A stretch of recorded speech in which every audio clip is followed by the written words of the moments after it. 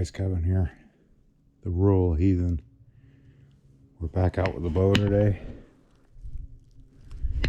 The camera seems to be working just fine, and yeah, been an awesome week, past few weeks.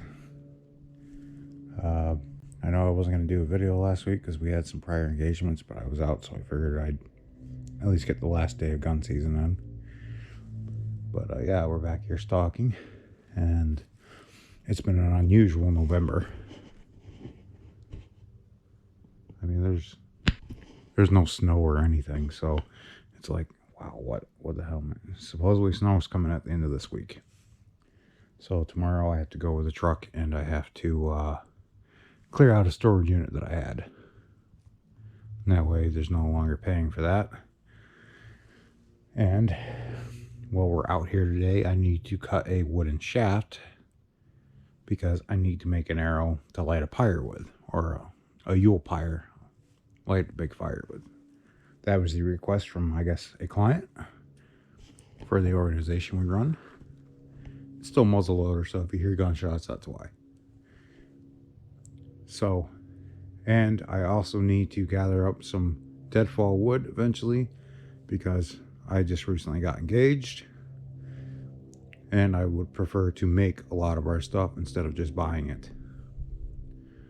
So you'll be seeing some of that over the next few months. It's more of a heathen culture thing, so most of those videos might actually get uploaded to the Wisconsin Rural Folk Society, and I have to do a video for that tomorrow as well. I'm probably going to try to do a book review. I'll link the channel down there if I remember, and that way if you guys are interested in heathenry, you can go watch that. But as I actually get closer to where we're stuck, I'll probably turn on the camera. So stay tuned. It's been an awesome few weeks. There's been a little misfortune, but we won't discuss that. But anyways, I will catch you guys in a bit.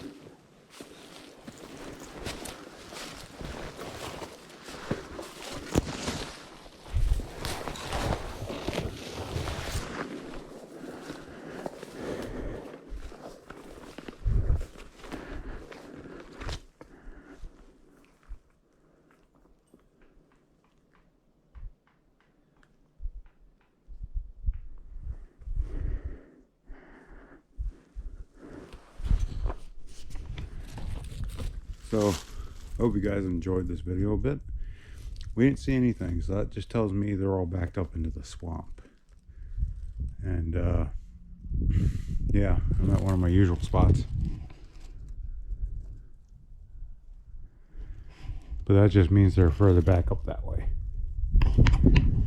And tomorrow, if we get done early enough, I'll probably try to go in and see if I can't set up a blind and wait for something to come around.